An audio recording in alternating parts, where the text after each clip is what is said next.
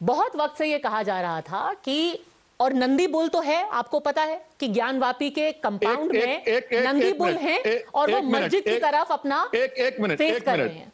क्या किसी मस्जिद में, सर एक सेकंड मेरा सवाल सुन लीजिए, क्या किसी मस्जिद में समझ चुका हूं आपका, मैं कोई नंदी बुल होता है मस्जिद की तरफ मुंह किए हुए? मैं सवाल समझ सकता हूं, आप मेरे साथ चलिए, मैं तेलंगाना में आपको दिखाऊंगा कई नंदी बुल खड़े हुए हैं और आगे मस्जिद है, घर है किसी का।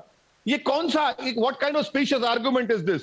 Sir, that argument actually supports the claim that in many places temples were demolished to make mosques. Maybe there was a temple there also.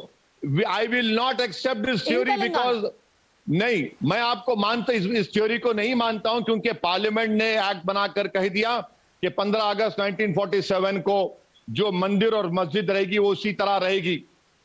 ये एक्ट की बार-बार बात करते हैं, पर आप एक बात को स्किप कर जाते हैं कि क्या कोई नंदी बुल मॉस्क की तरफ मुंह करके किसी आर्किटेक्चर में या किसी रिलीजन में होता है? आप मान रहे हैं कि मॉस्क के आर्किटेक्चर में नंदी बुल है? ये सर इसलिए भी नहीं हो सकता क्योंकि आइडल वर्शिप यानी कि बुत परस्ती इस्लाम में अलाउड नहीं है। तो नंदी बुल यानी कि आइडल मॉस्क में कैसे हो सकता है? आपको कई इबादत गाहें दिखाऊंगा जहां पर इस तरह के तस्वीर भी है, मसाजिद में, आर्कियोलॉजिकल सर्वे में है, देख लीजिए आप। मेरी बहस सुनिए, जो रिलीजन में बुत परस्ती अलाउड नहीं है वहां पे कैसे कोई स्टैचू हो सकती है मस्जिद में? अरे भाई, मैं अल्लाह की तरफ रुख करके सजदा कर रहा हूं, जिस तरह काबतुल्लाह है, जिस तरह मेरा किबला है, मैं क्या नंदी को सजदा कर रहा हूं? सर नंदी बुल मॉस्क में कैसे आ गई? अरे कैसे आ गई नहीं आ गई वो आप जाकर सुप्रीम कोर्ट को बताइए। मेरा मानना यह कि 91 के एक्ट के तहत वो वजू खाना है, वो शिवलिंग नहीं है। 91 के एक्ट के तहत आप किसी भी मंदिर और मस्जिद के नेचर और कैरेक्टर को तब्दील नहीं कर सकते। सर एक तरफ लॉ है, एक तरफ लॉ है सर, और एक तरफ साक्ष्य यानी कि प्रूफ यानी कि प्रमाण है। नंदी बुल उसी तरफ, एक सेकंड सवाल पूरा करूं। ऐसा कैसे कोइंसिडेंस हो सकता है कि मस्जिद के अंदर नंदी और नंदी जिस तरफ अपना मुंह किए हुए है वहीं पे कथित तौर पर शिवलिंग मिलता है?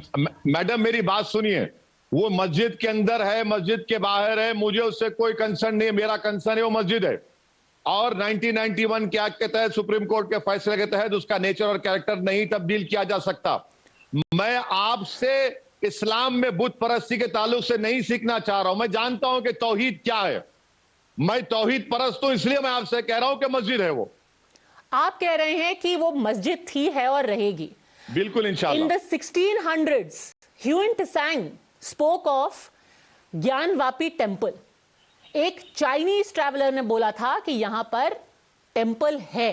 अहिल्याबाई होलकर ने सेंचुरीज बाद जाकर के वो मंदिर बनाया जहां पे था नहीं, उस कंपाउंड में। तो कई हिंदू भी हैं जो कह रहे हैं बाय वर्ड ऑफ माउथ हमें बताया गया है वो मंदिर था, है और रहेगा।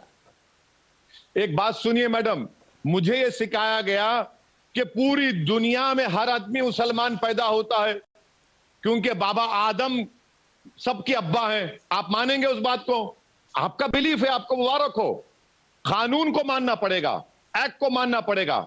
अगर मैं ये बोलूंगा कि नहीं मेरा बिलीफ है कि हर कोई मुसलमान पैदा होता है, तो आप बोलेंगे क्या बात है, क्या मजाक कर रहे हैं आप?